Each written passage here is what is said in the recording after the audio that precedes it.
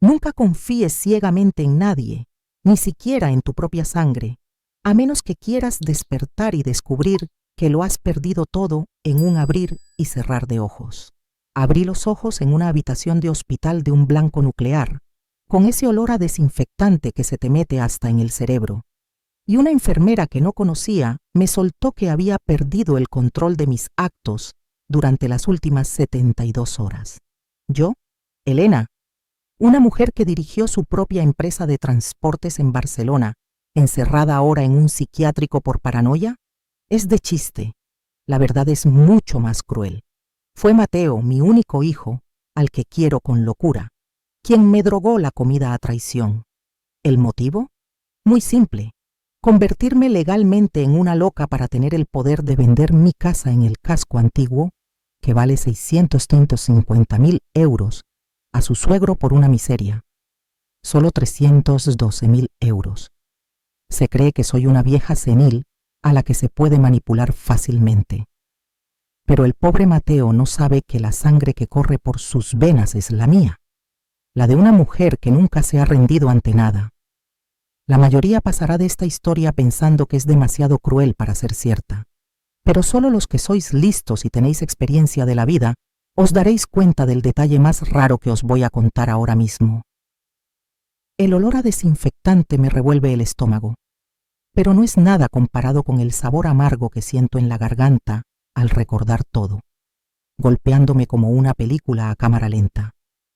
Para entender por qué estoy aquí, atada a esta cama con la etiqueta de paciente mental, tenéis que volver conmigo a hace exactamente un mes, a mi casa en el barrio de Gracia, en Barcelona. Es una casa de 3 plantas de estilo clásico, con balcones llenos de bugambillas y ventanales que dan a una calle de adoquines muy tranquila. La compré con mi difunto marido en los 90, cuando los precios de los pisos en España aún eran un sueño posible. Ahora, con el turismo y los inversores, esta casa está tasada en al menos 150.000 euros. Para una viuda jubilada como yo, no es solo un bien material, es mi seguro de vida, el sudor de toda una vida de trabajo. Pero para Mateo y su mujer, Lucía, esta casa era el único salvavidas para su estilo de vida, que se hundía por momentos. Mateo, mi hijo, tiene 38 años y es encargado en una empresa de logística, o al menos eso me cuenta. Lucía, mi nuera, trabaja en un banco, pero se muere por llevar la vida de lujo de las influencers de Instagram. Viven en un piso hipotecado y enano a las afueras, con deudas hasta el cuello y 2 hijos adolescentes. No estoy ciega. Veo las cartas de reclamación de pagos asomando en el bolsillo de la chaqueta de Mateo cuando viene a verme. Veo cómo Lucía mira con envidia los muebles de roble de mi salón. Pero elegí callarme. Y quizá ese fue mi primer error. Todo empezó a cambiar en las comidas de los domingos. En vez de risas y una buena paella de marisco, el ambiente se puso tenso con indirectas. «Mamá», me dijo Lucía un día, apartando el arroz del plato, con esa voz dulce que esconde veneno. ¿No crees que esta casa es demasiado grande para ti? Últimamente hay muchos robos en Barcelona, sobre todo a gente mayor que vive sola. Ayer me enteré de que entraron en casa de la vecina de la otra calle. Dejé la copa de vino en la mesa y la miré a los ojos. Este barrio es muy seguro, Lucía. Llevo viviendo aquí 30 años y no me han robado ni una horquilla. Mateo intervino, con un tono de preocupación tan falso que ahora, al recordarlo, me da escalofríos por lo bien que actuó. Pero mamá, ya no eres una jovencita. Esa escalera de caracol es peligrosa. Lo que queremos decir es que a lo mejor deberías venderla, comprarte un piso pequeño y más cómodo, y con el dinero que sobre podrías viajar y disfrutar de la vejez. Solo queremos lo mejor para ti. ¿Lo mejor para mí o para vuestra hipoteca? Estuve a punto de soltarle, pero el amor de madre me frenó. Solo me negué suavemente. No tengo intención de vender. Aquí están los recuerdos de vuestro padre. La actitud de Mateo cambió al instante. Un gesto de rabia le cruzó la cara, tan rápido que si no lo hubiera criado yo, no lo habría notado. Desde ese día, cambiaron de táctica. Pasaron de intentar convencerme a hacerme luz de gas, lo que ahora llaman gaslighting. De repente, empecé a perder cosas. Las llaves de casa, que siempre dejo en la entrada, aparecían en la nevera. Mi monedero no estaba en el bolso, sino debajo del sofá. Una vez encontré mis gafas dentro del microondas. Empecé a asustarme. ¿Me estaba haciendo vieja de verdad? ¿Estaba perdiendo la cabeza? Cada vez que pasaba algo así, Mateo aparecía justo a tiempo, suspirando. ¿Lo ves, mamá? Estás perdiendo facultades. Déjame que te guarde yo los papeles importantes, no sea que los pierdas también. El colmo fue un martes por la tarde. Mateo vino sin avisar con un hombre rechoncho, bien vestido, pero con una mirada escurridiza. Era Carlos, el padre de Lucía, mi consuegro. Sabía que era un agente inmobiliario con fama de chanchullero en la zona. «Hola, Elena», sonrió Carlos, enseñando unos dientes amarillos por el tabaco. «Los chicos me han dicho que estás pensando en organizar tu patrimonio. Da la casualidad de que busco una casa antigua para reformar. Puedo hacerte un precio de amigo, trámites rápidos y dinero en mano». 312.000 euros, siguió Mateo, sin atreverse a mirarme a la cara. «Es un buen precio tal y como está el mercado ahora, mamá. Mi suegro se encarga del papeleo. Tú no tienes que hacer nada. 312.000 euros. Tampoco vale mi casa. Incluso con el mercado en crisis, nunca bajaría del $500.000. Me subió la sangre a la cabeza. Me levanté y dije con firmeza: «No sé quién le ha dicho que quiero vender, Carlos, pero haga el favor de irse. Esta casa no se vende, y mucho menos a ese precio de estafa». Carlos se encogió de hombros, manteniendo esa sonrisita prepotente. Piénselo bien. La gente mayor cambia de opinión a menudo. Cuando Carlos se fue, Mateo y yo tuvimos una discusión tremenda. Por primera vez en mi vida, vi a mi hijo como un extraño. Ya no era mi niño. Delante de mí tenía un hombre fracasado, desesperado por agarrarse a mi dinero para salvar su ego herido. «¡Eres una egoísta!», me gritó Mateo, rojo de ira. «¿Para qué quieres esta casa tan grande mientras tu hijo se ahoga en deudas? ¿Quieres verme en la calle? Puedo ayudarte a pagar las deudas, pero vender la casa es otra cosa», intenté explicarle. «No quiero tus limosnas. Necesito una solución definitiva». Dio un portazo y se fue, dejándome sola en ese salón enorme y frío. Esa noche no pegué ojo. Saqué todos los papeles de la casa y las libretas del banco. Y descubrí algo terrible. Me habían dado el cambiazo con las escrituras de la casa. Lo que había en la caja fuerte era una fotocopia a color muy bien hecha. El original había volado. Sentí un escalofrío en la espalda. Si Mateo ya tenía las escrituras, ¿qué más necesitaba? ¿Necesitaba mi firma?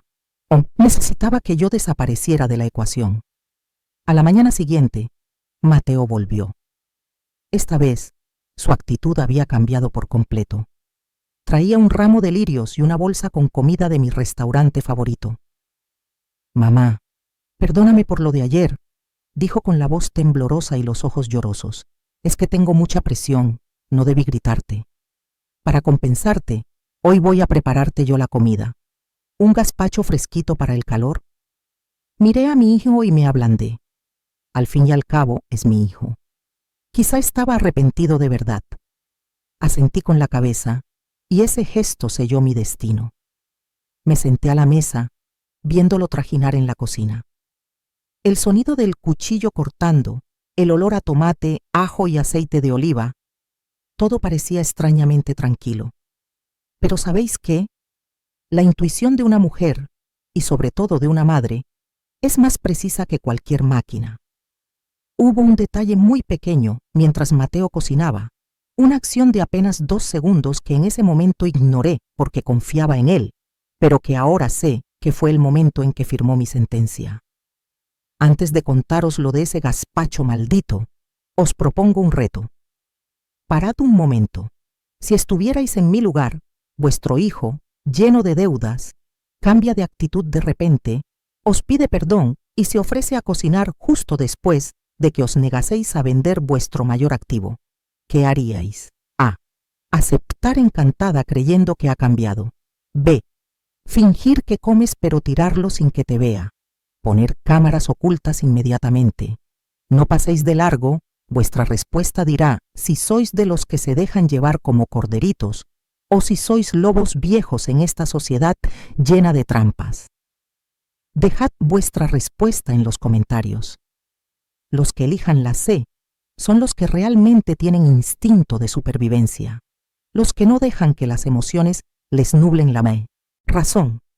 Si no os habéis suscrito, hacedlo ahora, porque luego os contaré que el mayor error de Mateo no fue envenenarme, sino olvidar quién era su madre antes de ser una jubilada. Volviendo al gazpacho. Cuando Mateo puso el plato rojo intenso y frío delante de mí, sonreí y cogí la cuchara.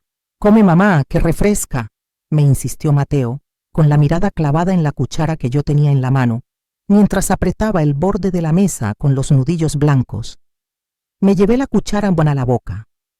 El sabor ácido del tomate, la fuerza del ajo y un regusto metálico muy suave al final, tan leve que si comes rápido pensarías que es la propia cuchara. Pero llevo cocinando toda la vida, conozco mi paladar. Aquello no era metal, era el sabor de la traición. Pero en ese momento me lo tragué. Y ahí fue cuando empezó a caer la oscuridad. La cuchara golpeó la mesa de madera con un sonido seco, que retumbó como un disparo en mis oídos. El mundo empezó a inclinarse, como si estuviera en la cubierta de un barco en medio de una tormenta. «Mamá, ¿qué te pasa?». La voz de Mateo sonaba lejana, distorsionada, como si viniera del fondo de un pozo. Intenté agarrarme a la mesa para levantarme, pero mis piernas, esas que me habían permitido correr de un lado a otro por todo Barcelona, ahora eran de gelatina. Mi cuerpo no me respondía. Un sueño terrible, pesado como el plomo, me cerraba los ojos. Miré a mi hijo, buscando un poco de preocupación real en sus ojos marrones, pero no. Mateo no corrió a ayudarme. Se quedó allí sentado, con las manos entrelazadas, observando cómo su madre se desplomaba, con la cara tensa pero fría de un cazador esperando que la presa caiga en la trampa. «Lo siento, mamá», fue lo último que escuché antes de que la oscuridad me tragara. Pero no tenía otra opción. El tiempo pasó en una niebla confusa. No sé cuánto estuve inconsciente. Mis recuerdos de estos 3 días son trozos sueltos, deformes y aterradores. A veces me veía en una camilla con las luces amarillas de las farolas pasando por la ventana de la ambulancia. Otras veces oía a Lucía, mi nuera, susurrando con rabia: «¿Va a despertar o no? ¿Has calculado bien la dosis, Carlos? Si se muere tenemos un lío gordo». Y la voz grave de Carlos: «Tranquila, solo lo justo para que esté atontada y parezca una loca. Firma aquí, rápido». Quería gritar, quería abrir los ojos y enfrentarme a esos buitres, pero tenía la lengua dormida y las manos atadas a algo frío. Sentí como alguien apretaba mi dedo pulgar contra una almohadilla de tinta y luego lo estampaba en un papel. Me estaban tomando la huella. Estaban vendiendo mi casa en mis propias narices. Cuando desperté de verdad, el silencio daba miedo. No olía a comida, ni se oía el tráfico. Solo el zumbido del aire acondicionado y olor a alcohol. «¿Se ha despertado, señora Elena?». Parpadeé, intentando enfocar. Un hombre con bata blanca y gafas de montura dorada estaba a los pies de la cama con una carpeta. «Doctor Fernández», ponía en su placa. «¿Dónde estoy?». Mi voz sonaba ronca, como si tuviera arena en la garganta. «Está en el Centro de Salud Mental San Rafael», dijo el doctor Fernández con tono profesional pero frío. «Su hijo la trajo hace 3 días. Dijo que usted sufrió un brote muy agresivo, rompiendo cosas e incluso atacándole con un cuchillo de cocina. Tuvimos que sedarla para estabilizarla». «¿Atacarle? ¿Con un cuchillo?». Solté una risa débil y amarga. «Miente. Me drogó con el gazpacho». El médico suspiró y negó levemente con la cabeza, como si hubiera escuchado esa historia 1000 veces. Apuntó algo en su informe: delirio de persecución, típico de la demencia en fase aguda.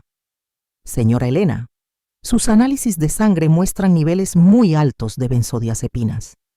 Usted dice que su hijo la envenenó, pero Mateo dice que usted se tomó un bote entero de pastillas para dormir por depresión y que luego perdió el control. Me callé. Discutir con el médico ahora no servía de nada. Mateo lo había planeado todo al milímetro. Usó las mismas pastillas que el médico me recetó para el insomnio para fabricar las pruebas. Si gritaba, solo demostraría que él tenía razón, que soy una vieja loca. Su hijo está fuera, muy preocupado. No se ha movido de aquí, añadió el médico, con un tono casi de reproche, como si yo no valorara a ese hijo tan bueno. ¿Quiere verle? Que pase, dije, intentando mantener la calma. Cuando se abrió la puerta, entró Mateo.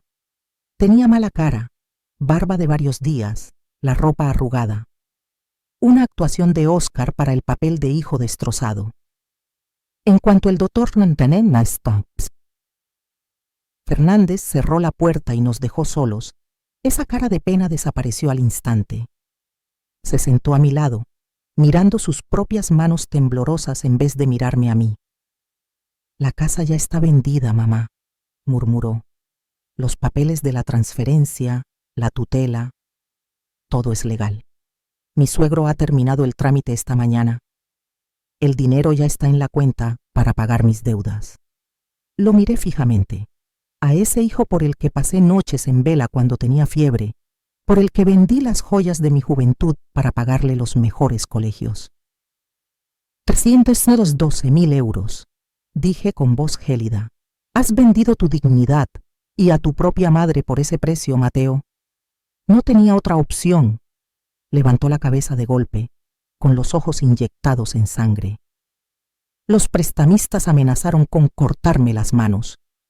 Lucía me amenazó con el divorcio y con llevarse a los niños. Tú tienes dinero, tienes esa casa enorme, no te la vas a llevar a la tumba, ¿no? ¿Por qué no quisiste salvarme cuando aún podías? Y por eso decidiste matar a tu madre en vida. No te he matado, me gritó Mateo con la voz temblorosa. Aquí estás bien. Tienes el hospital pagado por 6 meses. Te cuidarán, te darán tus medicinas. Esa casa, de todas formas, era demasiado grande para ti.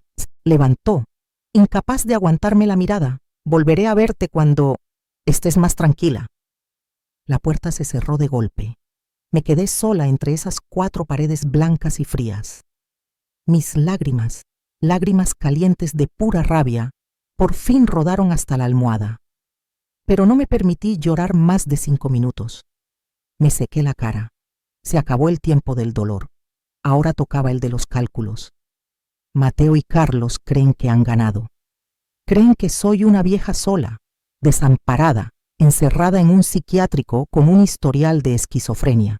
Un plan perfecto, pero se han olvidado de lo más básico en los negocios, algo que le enseñé a Mateo pero que nunca quiso aprender. Siempre revisa la mercancía antes de firmar el albarán. Me quitaron las escrituras, me quitaron la libertad, pero no registraron el abrigo de lana que llevaba ese día. Y lo más importante, no conocen la deformación profesional que llevo en la sangre tras 30 años en logística.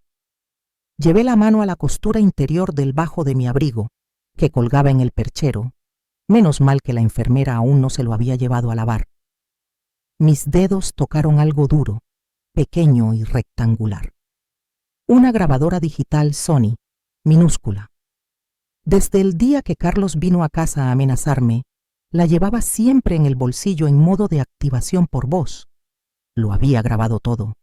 La conversación de la comida, las disculpas de Mateo antes de que me desmayara, la charla de Carlos y Lucía en la ambulancia sobre cómo usar mi huella dactilar. Y había algo más, eso que mencioné como el plan C antes, las cámaras. Mi casa no es una casa cualquiera.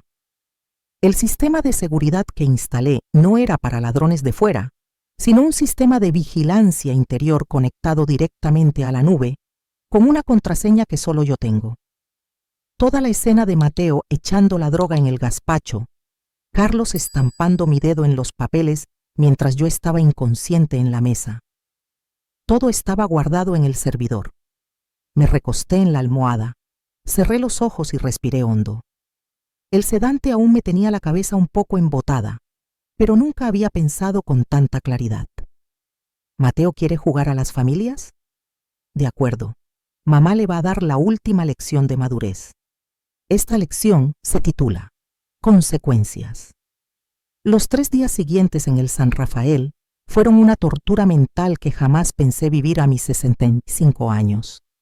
No por el trato del personal o por la comida, sino por la tortura de tener que fingir ser una derrotada.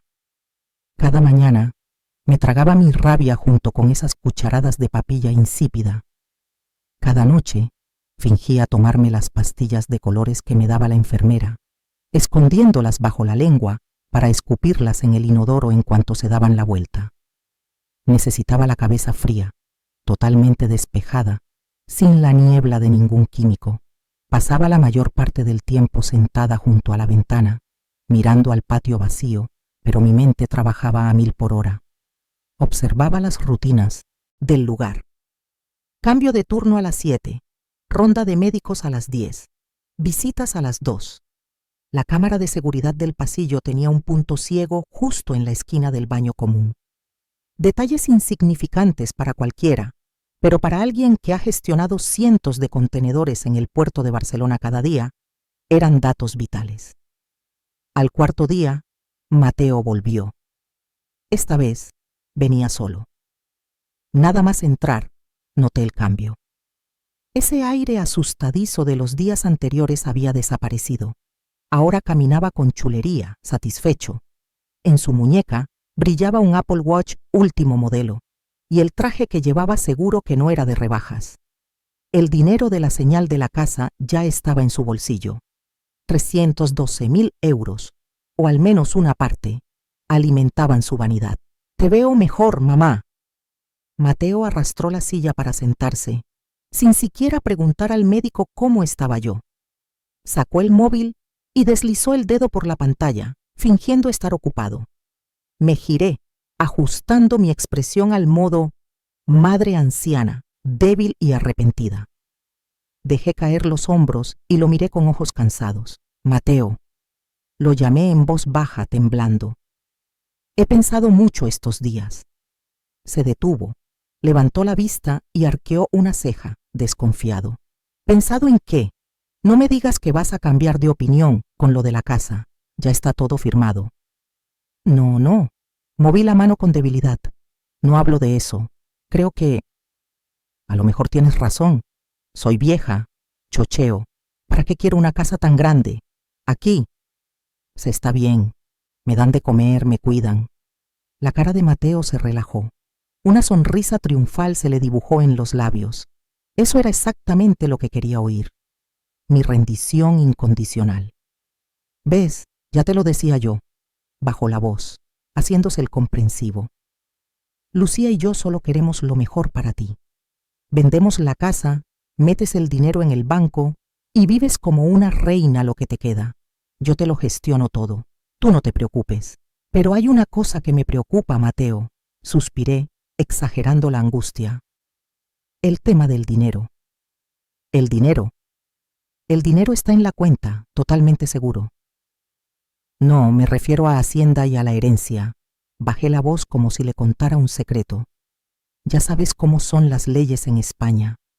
Si yo me voy de repente, o si el juez me declara incapacitada total, el dinero de la venta se bloqueará para una auditoría fiscal. El impuesto de sucesiones puede llevarse hasta un 40% si no hay un testamento claro y una donación en vida. ¿Vas a dejar que el gobierno se quede con casi la mitad?». Mateo abrió los ojos como platos. «Es un avaricioso, y el punto débil de los avariciosos es que les duele más perder dinero que perder la vida». Nunca había pensado en esa parte legal. Solo veía los 312.000 euros y se olvidaba del fisco. «Entonces, ¿qué piensas hacer?». Su voz empezó a sonar nerviosa. «Necesito ver al abogado Martínez. dije firme pero suave. Él tiene mi testamento original de hace 10 años. Necesito cambiarlo, pasar todo el dinero de la casa como una donación para ti. Y los nietos ahora mismo, mientras sigo viva. Así nos ahorramos los impuestos. Pero hay que hacerlo rápido, antes de que el hospital envíe el informe oficial de mi estado mental al Sistema Nacional. Mateo tragó saliva. La codicia luchaba contra la sospecha, pero la idea de perder el 40% ante Hacienda ganó la batalla. Vale, lo llamaré, pero yo estaré presente en la reunión. Ni se te ocurra intentar nada raro. Claro que sí, hijo. Sonreí. Una sonrisa que él interpretó como bondadosa. Solo quiero dejártelo todo a ti. Esa misma tarde, el abogado Martínez se presentó. El señor Martínez es un viejo amigo de mi difunto marido, un hombre de 70 años con el pelo blanco y una mirada afilada tras unas gafas gruesas. Entró en la habitación con cara seria, maletín de cuero viejo en mano. Mateo iba pegado a él, vigilante como un perro guardián. «Hola, Elena, siento mucho oír lo de tu salud», dijo Martínez con voz cálida y profesional. «Gracias por venir tan rápido, Martínez», me incorporé en la cama.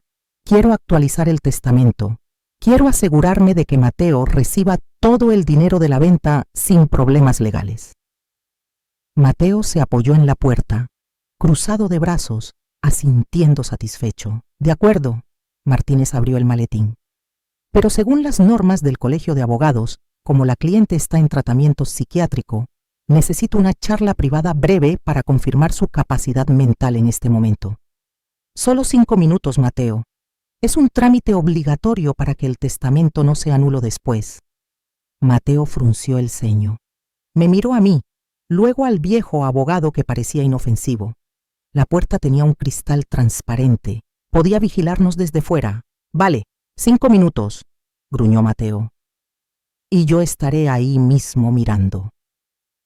En cuanto se cerró la puerta y Mateo se puso en su puesto de vigilancia en el pasillo, el ambiente de la habitación cambió radicalmente. Martínez me miró, preocupadísimo. «Elena, ¿qué demonios está pasando? ¿Tu hijo me llama diciendo que te has vuelto loca?» No respondí de inmediato. Metí la mano en el bajo del abrigo colgado en el cabecero, donde había descosido un poco el forro para esconder la grabadora estos días. La saqué y se la puse en la mano a Martínez. «Guarda esto.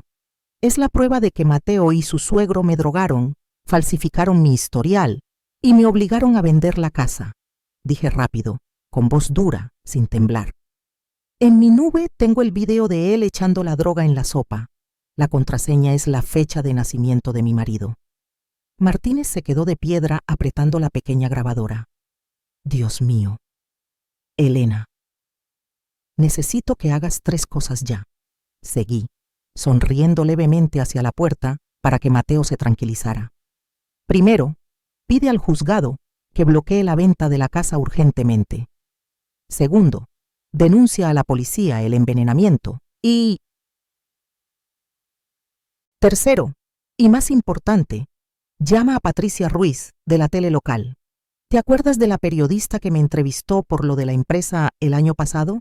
¿Qué vas a hacer, sacarlo en la tele?», preguntó Martínez sudando. «No solo sacarlo en la tele», susurré con fuego en los ojos. «Quiero convertirlo en un reality show. Mañana por la mañana Mateo ha citado al notario aquí para que yo firme la ratificación y blanquear el dinero, ¿no? Quiero que todo el mundo esté aquí. La policía, la prensa y toda esa bandada de buitres». Martínez me miró y asintió despacio. Guardó la grabadora en el bolsillo interior de su chaqueta y cerró el maletín. «De acuerdo, Elena, entendido», dijo un poco más alto para que si Mateo intentaba escuchar, oyera algo normal. Entonces quedamos en transferir todo a Mateo. Redactaré el documento y volveré mañana a las 9. Se levantó y me dio la mano. El apretón de un aliado fiel. Cuando Martínez salió, Mateo entró como un rayo. «¿Qué tal? ¿Qué ha dicho la vieja? Tu madre está muy lúcida en su deseo de pasarte los bienes», dijo Martínez con cara de póker. «Mañana traeré los papeles. Ve preparando el bolígrafo, chaval, te vas a forrar. Mateo soltó una carcajada y le dio una palmada en la espalda al abogado con demasiada confianza. Se giró hacia mí. ¿Ves, mamá? ¿A qué es mejor portarse bien? Mañana le diré a Lucía que te traiga fruta de la buena. Miré a mi hijo borracho de su victoria imaginaria. Mañana. Solo tenía que esperar a las 9 de la mañana. El escenario estaba listo, el guión escrito. Solo faltaba que el actor principal subiera al cadalso. Sí, y dile a tu suegro que venga también. Le pedí con voz dulce, como miel con arsénico. Quiero darle las gracias por comprar la casa tan rápido. Claro que sí, mamá, respondió Mateo sin sospechar nada. Esa noche dormí como un bebé, sin necesidad de fingir con las pastillas, porque sabía que mañana, al amanecer, mi pesadilla terminaría y la suya no habría hecho más que empezar. El sol de la mañana de Barcelona entraba por las cortinas finas de la habitación 304, iluminando mi cara demacrada pero con los ojos brillantes. El reloj marcaba las 8:45. Faltaban 15 minutos para la hora H. No estaba en la cama como siempre. Me había levantado temprano, me peiné las canas, me lavé la cara y me senté muy digna en el único sillón de la habitación. Aunque llevara el pijama azul feo del hospital, mantenía la postura de la presidenta de una empresa de transportes. Espalda recta, barbilla alta, manos sobre el regazo. La dignidad es lo único que no pueden quitarte si no les dejas. A las 9:05, la puerta se abrió de par en par. Ni se molestaron en llamar. Mateo entró primero, con un traje azul marino impecable y el pelo engominado. Detrás iba Lucía, mi nuera, que hoy lucía un bolso Louis Vuitton que apuesto a que era una imitación buena o comprado a crédito con el dinero de la venta imaginaria. Por último, Carlos, el suegro de Mateo, con su aire de pez gordo inmobiliario y una carpeta gorda bajo el brazo. «Hola, mamá». Mateo estaba radiante, casi gritaba. «Hoy es el gran día. ¿Cómo te encuentras? Te he traído los croissants de almendra que te gustan». Puso la caja en la mesa. El olor a mantequilla me dio náuseas. Su hipocresía no tenía límites. «Estoy bien», respondí seca, con media sonrisa. «Y muy preparada». «Bien, bien». Carlos se frotó las manos y se sentó en el borde de la cama. «¿Dónde está el abogado Martínez?» Tenía fama de puntual. «Aquí estoy». Una voz grave sonó desde la puerta. Martínez entró, pero no venía solo. Detrás de él entraron dos desconocidos, una mujer joven con gafas de pasta negra y un cuaderno, y un hombre corpulento con un maletín técnico. «¿Quiénes son?», preguntó Lucía frunciendo el ceño, con su voz chillona llena de sospecha. «Asistente legal y notario independiente», mintió Martínez sin pestañear con la cara más seria del mundo. El proceso de transferencia de bienes cuando la clienta está en tratamiento psiquiátrico exige una doble supervisión para garantizar la legalidad absoluta. No querrán que luego nadie denuncie que la señora Elena fue coaccionada, ¿verdad? La excusa era perfecta. Carlos asintió. «Cierto. Mejor prevenir que curar. Vamos a hacerlo rápido». Martínez desplegó un montón de papeles sobre la mesita delante de mí. El testamento modificado, el acta de donación y, lo más importante, el certificado de capacidad mental, donde ponía claramente que yo estaba en mis cabales. «Firma aquí, mamá, y aquí también», señaló Mateo, con el dedo temblándole de la emoción. Cogí la pesada pluma Montblanc. El frío del metal me recorrió la piel. Miré a Mateo, luego a Lucía, y finalmente me detuve en Carlos. 3 caras avariciosas conteniendo la respiración, esperando mi tinta. En este momento, quiero que paréis un segundo. Si estáis viendo esto y pensáis que le voy a tirar la pluma a la cara y gritar como en una peli de acción, no comentéis nada, porque no tenéis la profundidad necesaria para entender el arte de la venganza. La venganza más dulce no es la violencia, sino dejar que el enemigo suba hasta la cima de la esperanza y luego darle una patada a la escalera. Esto es solo para gente que piensa. Fijaos bien en la actitud de Carlos. No me mira a los ojos, mira a la punta de la pluma.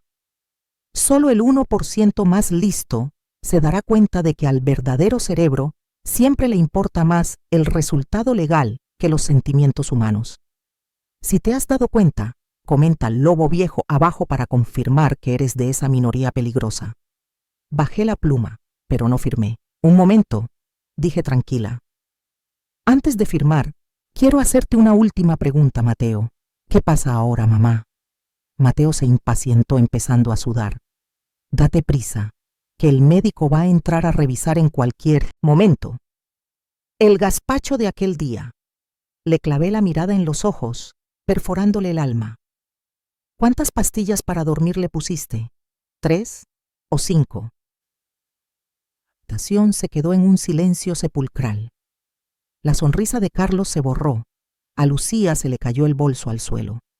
La cara de Mateo pasó de roja a blanca nuclear en una milésima de segundo. Mamá, ¿qué tonterías estás diciendo? ¿Te ha dado otro ataque de paranoia? Balbuceó Mateo, intentando salvar la situación. ¿Paranoia? Me reí, una risa fuerte y segura. Señor Martínez, por favor. El viejo abogado asintió. El hombre corpulento que venía con él, al que creían notario, abrió de repente el maletín técnico. No era un maletín de papeles, era una unidad móvil de transmisión. Y la mujer de las gafas no era asistente, era Patricia Ruiz, la mejor periodista de investigación de Barcelona TV. Se quitó las gafas, sacó un micrófono de solapa del bolso y me lo puso en el cuello del pijama.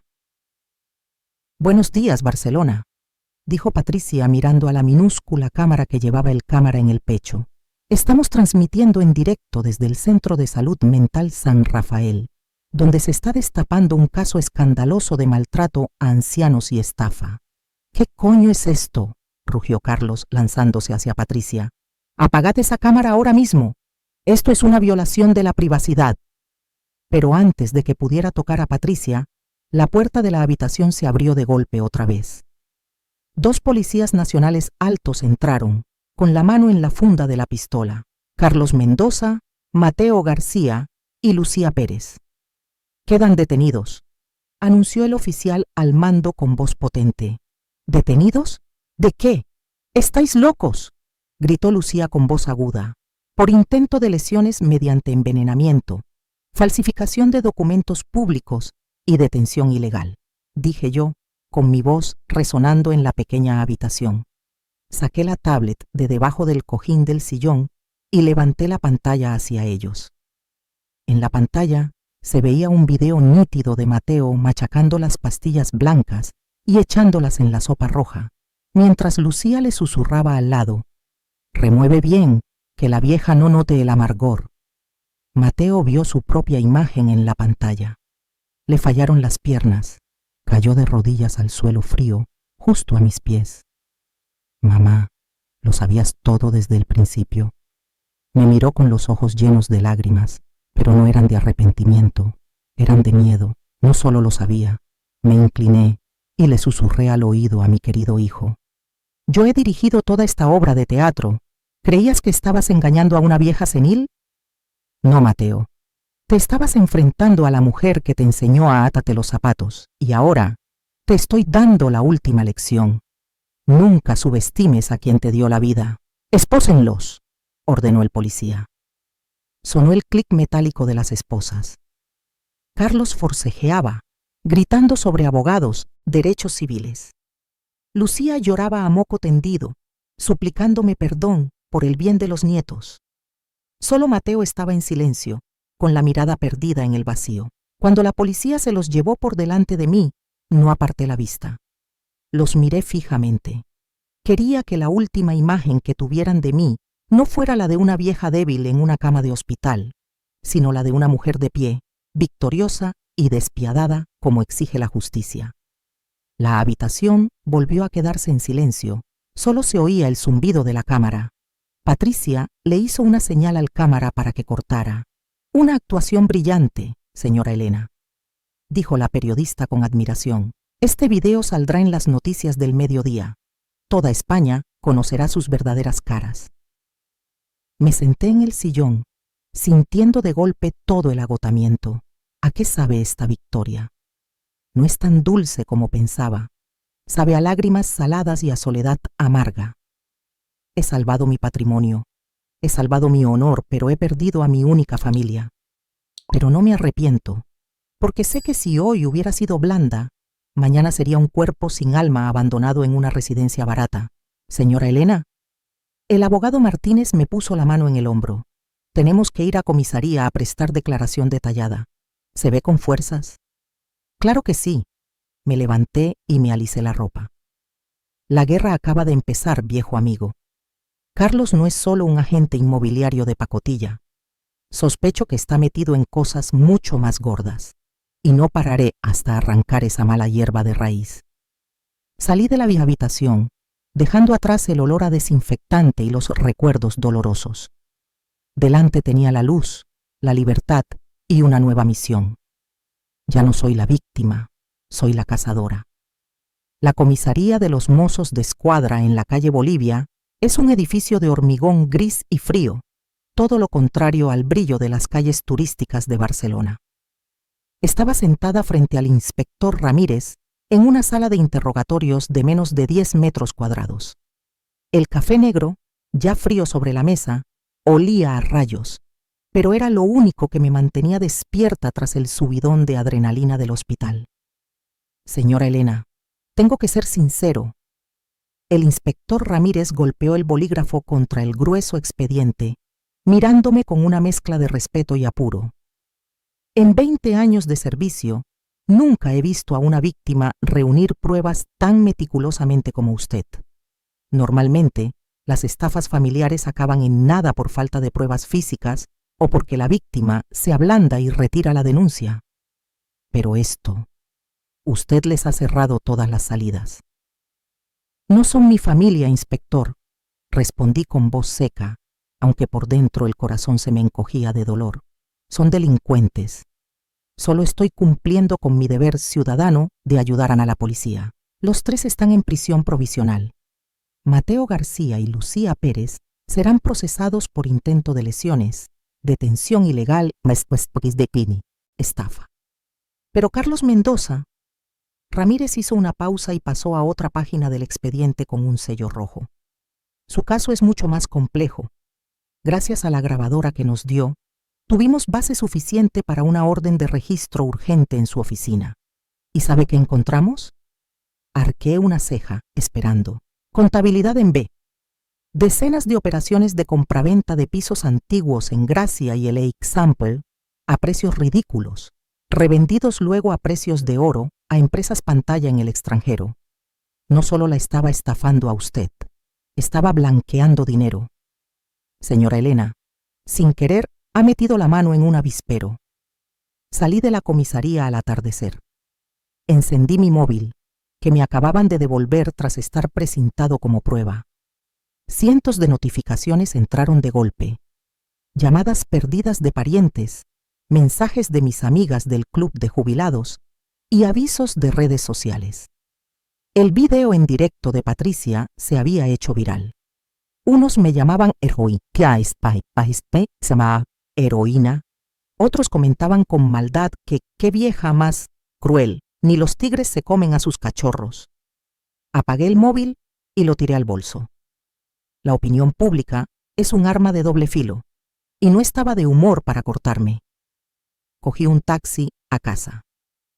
Mi casa del casco antiguo se alzaba imponente bajo la luz del atardecer, tan solemne como en los últimos 30 años. Pero al meter la llave en la cerradura, me temblaba la mano. Aquí crié a Mateo. Aquí aprendió a andar, a hablar. Y en ese mismo comedor le puso veneno a mi sopa. Abrí la puerta. El aire frío y el olor a cerrado me golpearon la cara tras una semana con todo cerrado. Fui a la cocina. Alguien había quitado el plato de gazpacho a medio comer. Seguramente Lucía antes de que me llevaran al hospital, pero yo aún sentía un olor invisible a podredumbre en el ambiente. Abrí todas las ventanas de par en par y puse el extractor al máximo. Me puse a limpiar como una loca. Fregué el suelo, los muebles, incluso tiré a la basura la vajilla cara que usaba Mateo. Quería borrar cualquier rastro de la traición de mi santuario. A las 8 de la tarde, cuando estaba agotada en el sofá con un té caliente, sonó el timbre. Se me paró el corazón. ¿Quién podía ser a estas horas? Periodistas, cómplices de Carlos buscando venganza. Agarré el spray de pimienta que siempre tengo en el cajón de los zapatos y miré con cuidado por la mirilla. Era Sofía, mi nieta, la niña de solo 16 años, con los ojos hinchados y el pelo revuelto, estaba encogida en el umbral. Al verla, el muro de hierro que había levantado esta semana se derrumbó un poco. Abrí la puerta. «Abuela», dijo con la voz rota. «Pasa, hija». Extendí los brazos para abrazarla, pero Sofía dio un paso atrás, mirándome con reproche y miedo. «¿Por qué has hecho eso?», preguntó, y las lágrimas empezaron a caerle por las mejillas. «Acabo de ver las noticias. Se han llevado a mis padres esposados como si fueran asesinos. Todo el instituto me está escribiendo. ¿Tú has metido a mis padres en la cárcel de verdad?». Cerré la puerta y señalé el sofá. «Siéntate, Sofía. Tenemos que hablar como dos adultas». «No quiero sentarme», gritó Sofía, con toda la rebeldía de la adolescencia estallando junto al dolor de ver su familia rota. «Papá dijo que estabas enferma, que te llevó a curarte. ¿Por qué has convertido esto en este lío? Podías haber hablado con ellos, ¿no? ¿Por qué llamar a la policía? ¿Sabes qué va a pasar con Lucas y conmigo ahora? Somos huérfanos». Cada pregunta era una puñalada. Este es el precio de la venganza. El culpable paga, pero los inocentes son los que más sufren. «Sofía, mírame», dije seria pero con dolor. «Tus padres no me llevaron a curarme, me drogaron, falsificaron papeles para decir que estaba loca.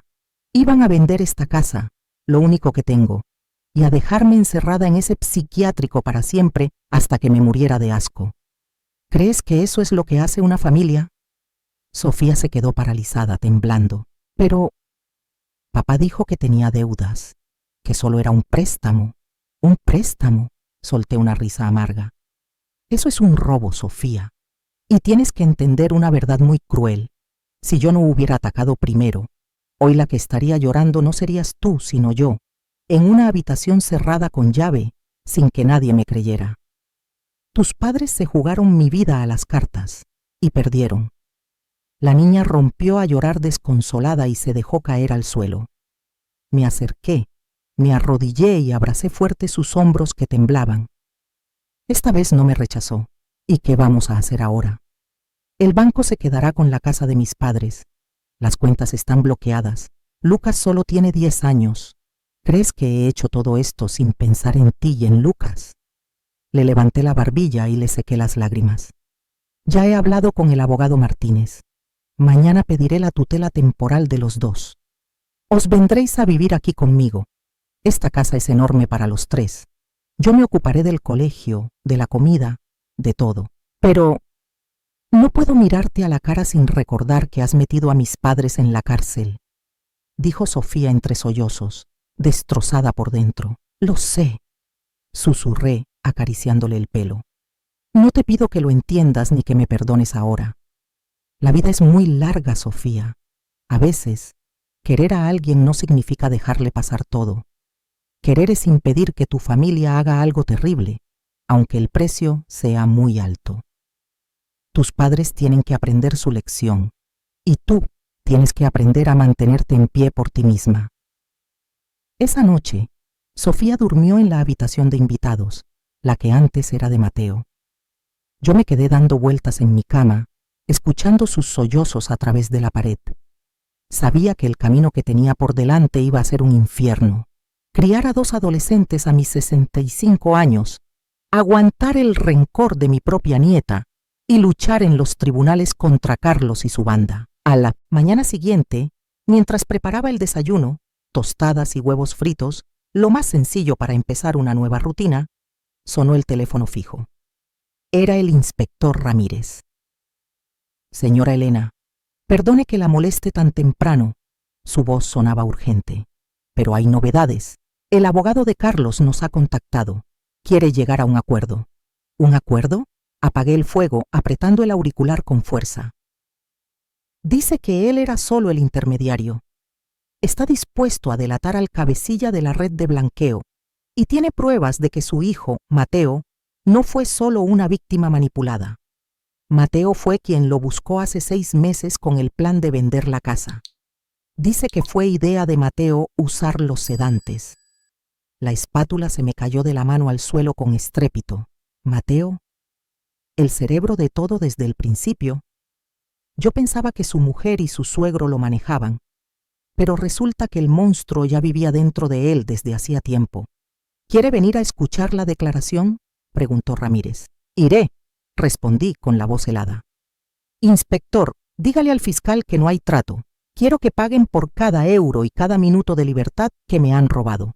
Colgué y me giré para ver a Sofía en la puerta de la cocina, mirándome con los ojos rojos, interrogantes. Sonreí, la sonrisa más fuerte que pude fingir. Desayuna, hija. Hoy tenemos mucho que hacer, empezando por ir a buscar a tu hermano Lucas. La guerra no había terminado, solo acababa de entrar en una fase más cruel, y Elena García nunca se ha rendido. Mi viejo Peugeot avanzaba despacio camino al colegio de Lucas. Hacía más de 5 años que no conducía en hora punta. El volante se sentía pesado y extraño, igual que la carga invisible que llevaba sobre los hombros. En el asiento del copiloto, Sofía miraba su móvil en silencio, deslizando el dedo sin parar pero con la mirada vacía. Sabía que estaba leyendo los comentarios en redes sociales, esas palabras venenosas que la gente lanzaba a su familia como piedras a un pecador atado en la plaza del pueblo. Deja de leer eso, cariño, dije, sin apartar la vista de la carretera. No saben nada de nosotros. Tienen razón, abuela, respondió Sofía con voz ronca.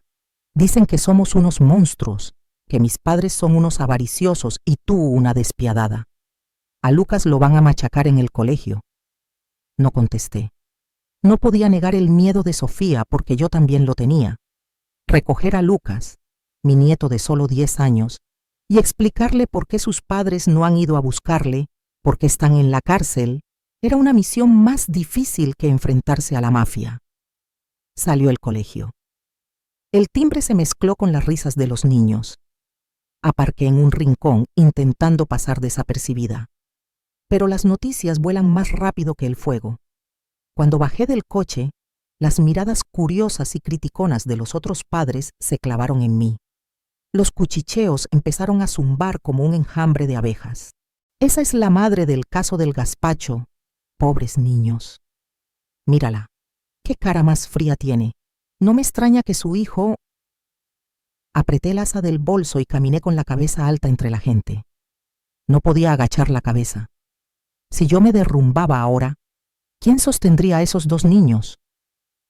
Lucas salió corriendo, buscando despistado el todoterreno brillante de sus padres. Al verme, se le iluminó un poco la cara, pero enseguida se decepcionó como solo un niño sabe hacer. Abuela, ¿qué haces aquí? Papá prometió llevarme a tomar un helado hoy. Me arrodillé a su altura, tragándome el nudo amargo de la garganta. Papá y mamá han tenido un asunto urgente, Lucas, muy urgente. Así que a partir de hoy te recogeré yo. ¿No te gusta estar con la abuela? El niño dudó y luego asintió. Sí me gusta, pero los niños dicen que mi papá es malo, dicen que sale en la tele. Sofía se lanzó hacia él, le agarró la mano fuerte y tiró. No escuches tonterías. Vámonos a casa. El instinto de protección de Sofía hacia su hermano me encogió el corazón. En medio de esta tragedia, al menos el lazo entre ellos seguía intacto. Dejé a los niños con la antigua empleada de hogar de la familia, a la que tuve que suplicar por teléfono que volviera unas horas, y conduje directa a comisaría. El inspector Ramírez me esperaba.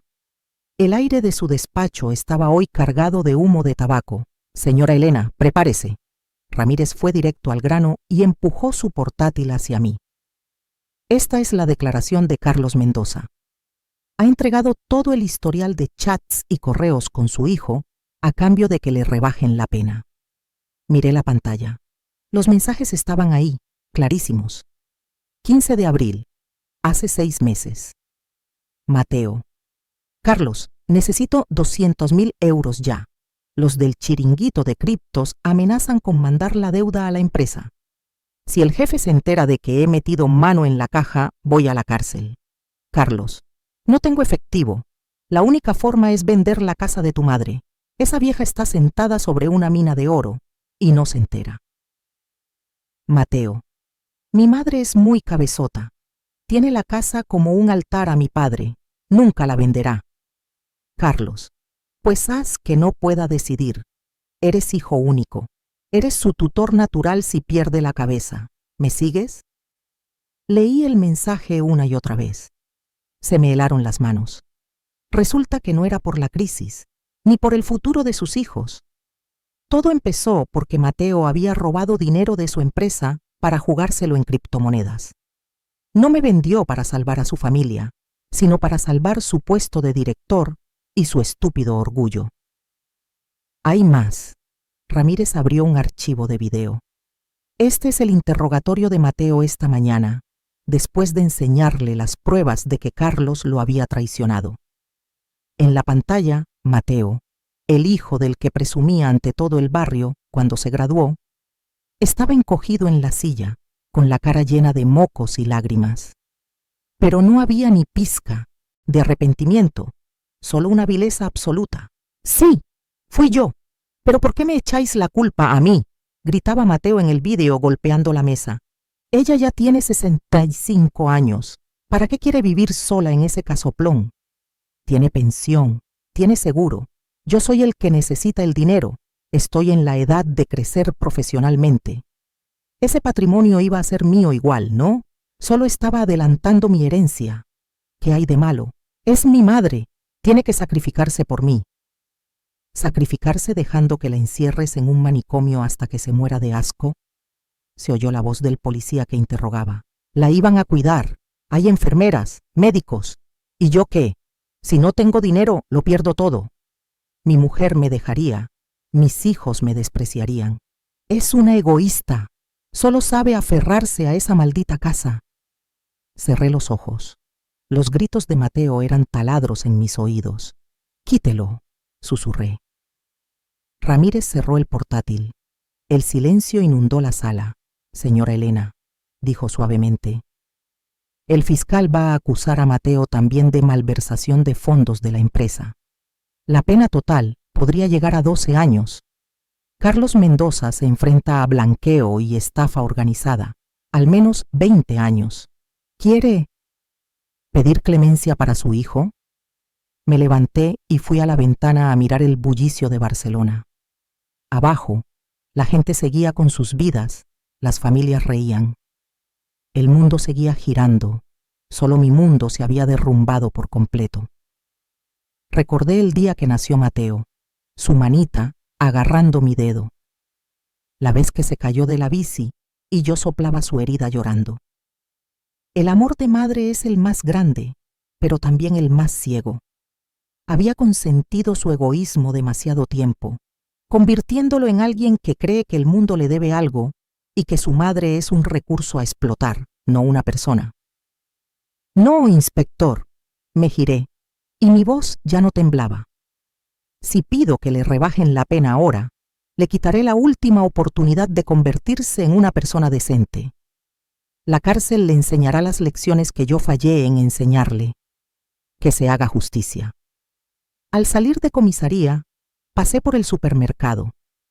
Compré carne picada para hacer espaguetis a la boloñesa, el plato favorito de Lucas y Sofía. Compré leche, cereales y unas flores frescas. Al llegar a casa, los niños estaban hechos un ovillo en el sofá viendo la tele, pero sin volumen. Al verme, levantaron la vista con miedo y ansiedad. Ya estoy aquí, dije, intentando sonar alegre como una familia normal.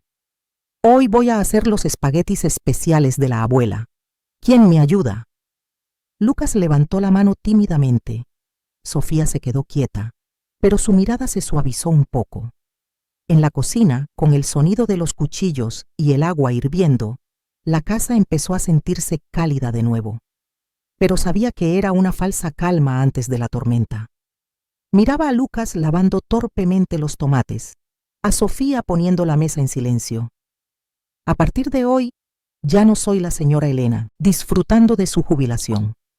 Soy padre, madre, tutora y el único escudo de estos niños contra las malas lenguas. Mateo ha muerto para mí hoy. El hijo que amaba ya no existe. El hombre que está en esa celda es un extraño con mi apellido. Este dolor no se curará nunca, pero no dejaré que mate el futuro de mis nietos.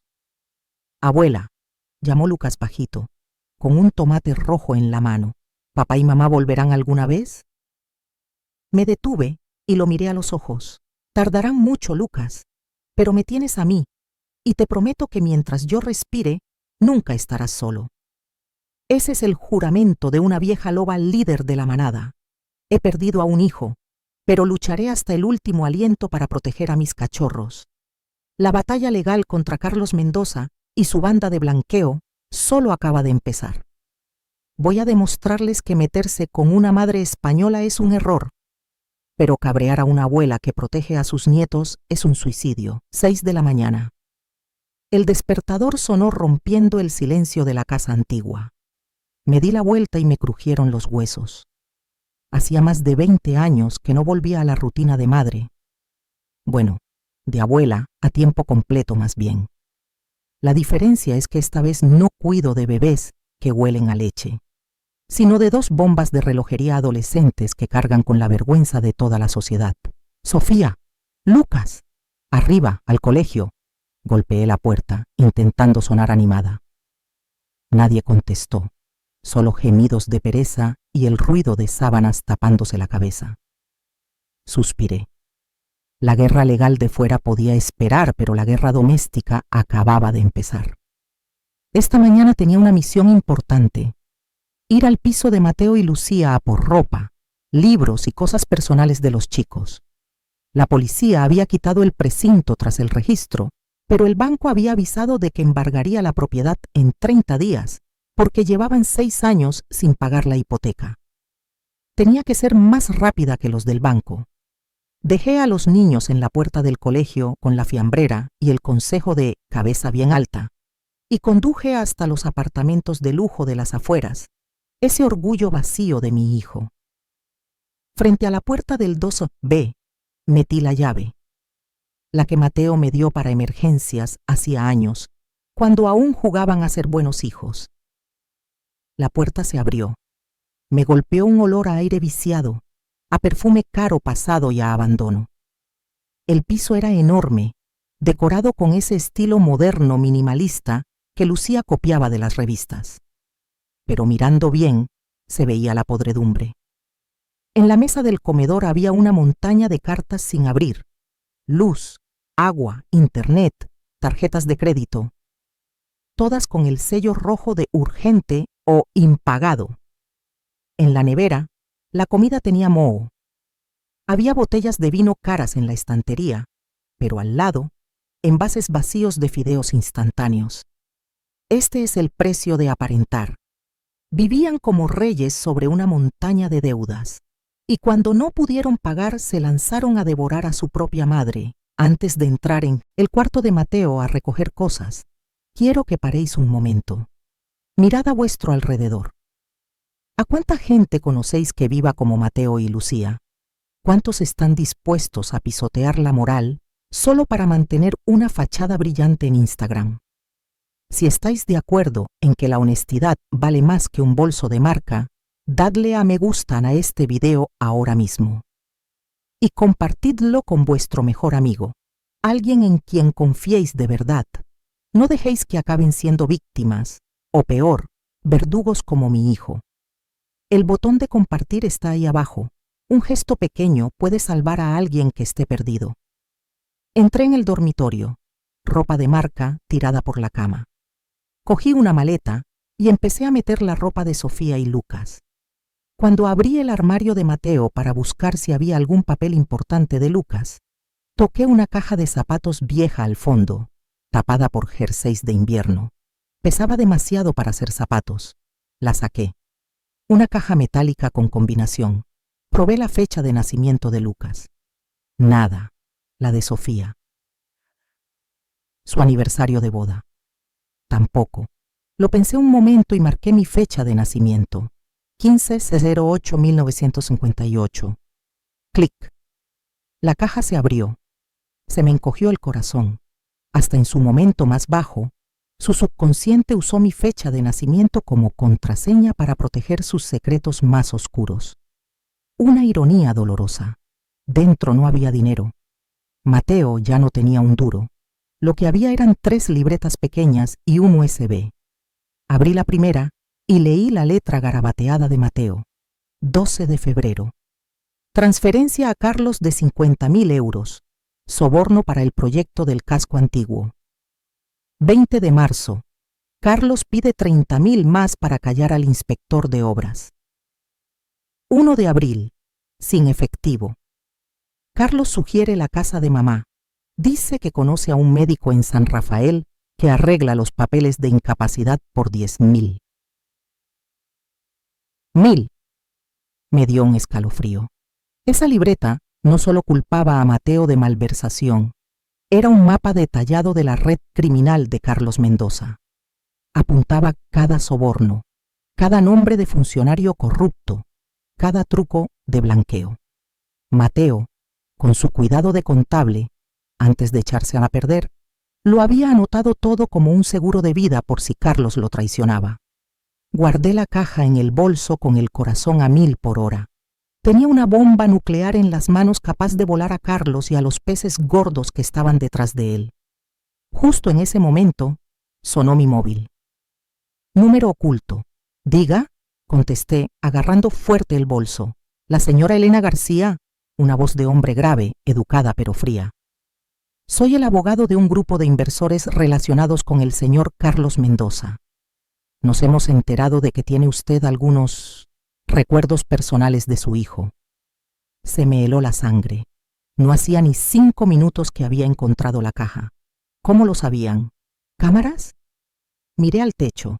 Un puntito rojo parpadeaba en el detector de humos. No sé de qué me habla, respondí, intentando mantener la calma mientras buscaba la salida con la mirada.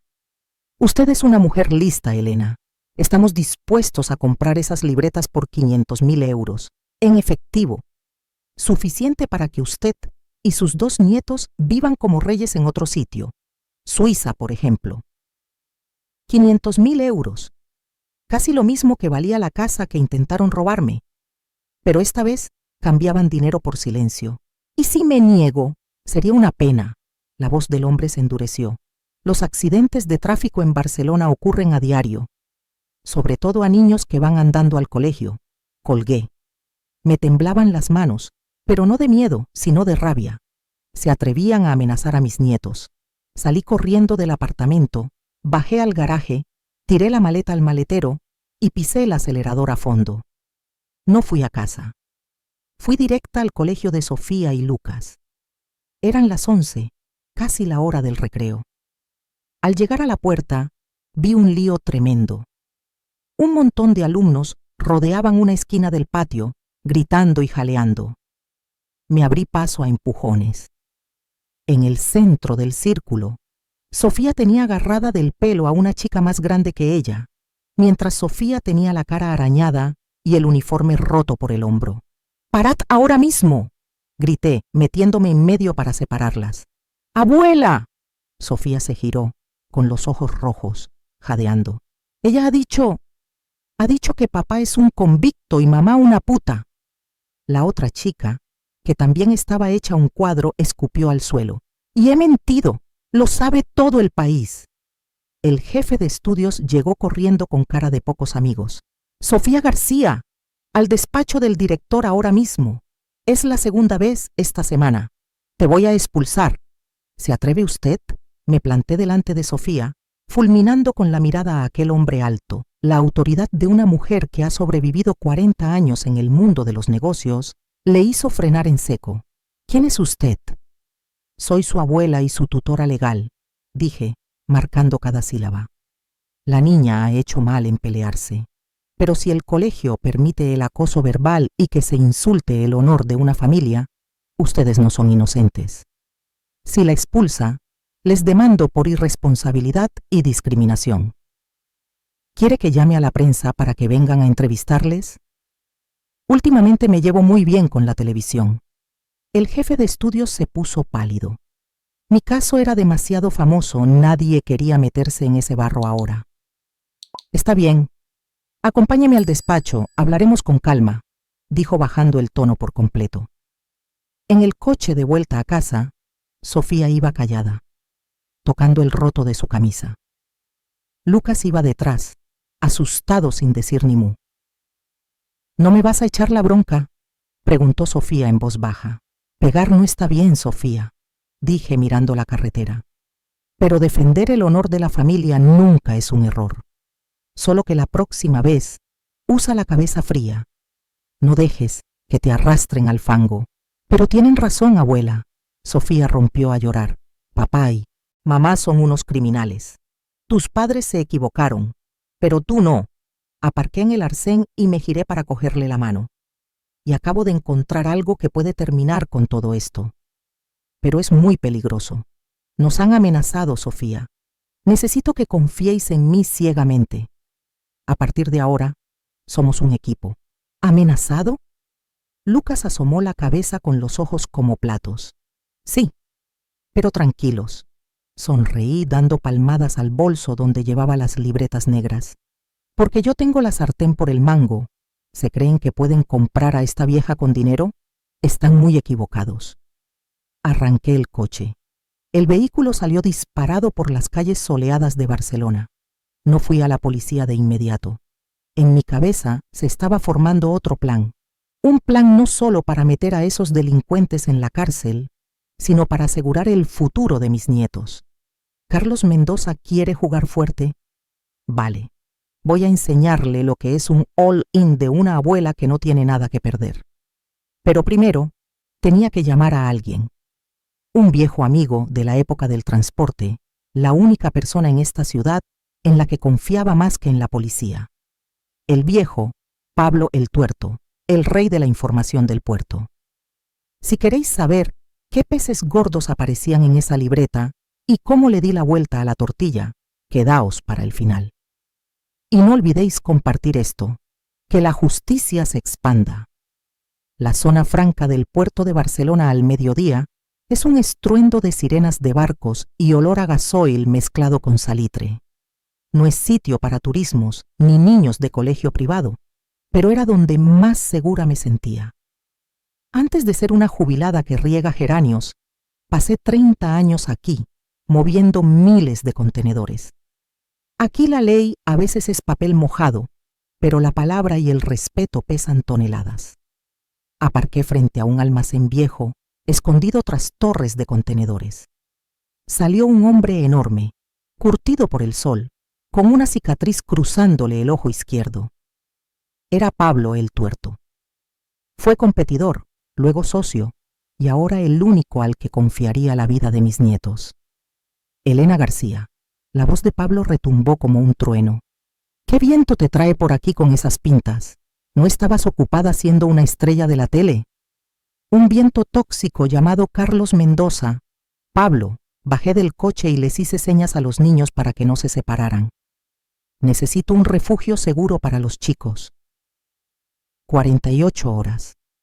Pablo miró a Sofía y a Lucas, que temblaban detrás de mí, y luego me miró a los ojos.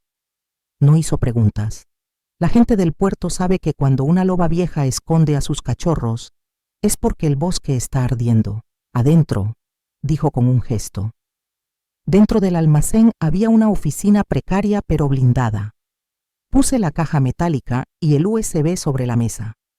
No te lo vas a creer, pero esto es más peligroso que un cargamento de contrabando. Pablo hojeó las libretas de Mateo. Su único ojo sano se abrió de par en par. Soltó un silbido largo. Madre mía, Elena, esto no es solo Carlos. Es la lista de sobornos de medio consejo de urbanismo. Tienes una granada sin anilla en la mano. Por eso han amenazado con matar a mis nietos. Dije fría como el hielo. Voy a tirar la granada, pero necesito que la metralla no les dé a ellos. Hecho, asintió Pablo, cerrando la libreta. El segundo piso tiene habitaciones. Seguridad 24 horas. Nadie entra aquí si no pasa por encima de mis guardias. Deja a los chicos. Me giré hacia mis nietos.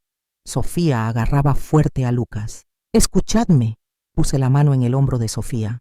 Esto no es un hotel de lujo, pero es el sitio más seguro de Barcelona ahora mismo. Necesito que cuides de tu hermano. La abuela tiene que acabar con esto. ¿A dónde vas?, preguntó Sofía asustada. ¿Vas a verlos? No, negué con la cabeza. Voy a ver a la única persona que puede detonar esta bomba sin salir herida. Pero antes, cogí el USB. Necesito saber qué hay aquí. Mateo lo encriptó. Sofía cogió el USB. Sacó su portátil de la mochila. Déjame probar. Papá usa contraseñas de equipos de fútbol o fechas al revés. No sabe nada de tecnología. Miré a mi nieta. 16 años, criada entre algodones, con la familia rota, y ahora sus manos volaban sobre el teclado con determinación. En 15 minutos gritó: «¡Lo tengo! Es Real Madrid 2024». Dios mío, la niña se paró al ver los archivos. Planos falsos, contratos, audios de llamadas entre Mateo y Carlos. «Cópialo todo», ordené. «Una copia a la nube, una a mi correo y otra. Mándasela a Patricia Ruiz». ¿La periodista? Sí, la luz es el mejor desinfectante. Si me pasa algo o si no vuelvo en 24 horas, dale a enviar a todos los periódicos de España. Lucas se echó a llorar. «Abuela, hablas como si te fueras a morir». Lo abracé fuerte, oliendo su pelo por última vez antes de la batalla. «¿Qué va, Lucas? Yo soy mala hierba, y la mala hierba nunca muere. Hago esto para que no se atrevan a hacerme nada. Cuando sepan que la prensa tiene los secretos con un temporizador, tendrán que protegerme en vez de matarme». Dejé a los niños con Pablo, cogí la caja, que ahora solo tenía papel en blanco, los originales se los quedó Pablo, y me fui. Atardecía. Conduje hacia el centro. Ya no huía. Iba directa a la boca del lobo, pero no iba sola. Llamé al inspector Ramírez.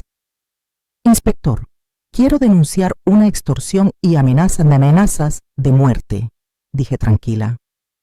«Y voy de camino al punto de encuentro con el sospechoso para entregarle el dinero. ¿Le apetece venirse? Creo que le interesará el nombre del vicepresidente de urbanismo».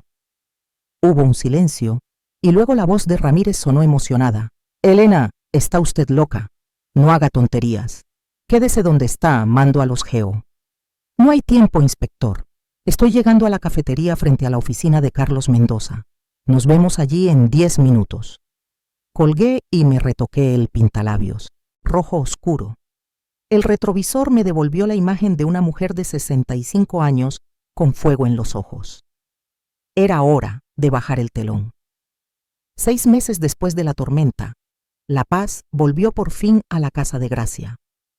Pero es una paz distinta. Ya no hay comidas de domingo falsas. Ahora hay risas de verdad cuando Lucas saca un 10 en mates y el sonido de Sofía pasando páginas de un libro junto a la ventana. El juicio a la banda de Carlos Mendoza terminó la semana pasada. Con las pruebas de la libreta y el USB, a Carlos le cayeron 25 años por blanqueo y estafa organizada. Y Mateo.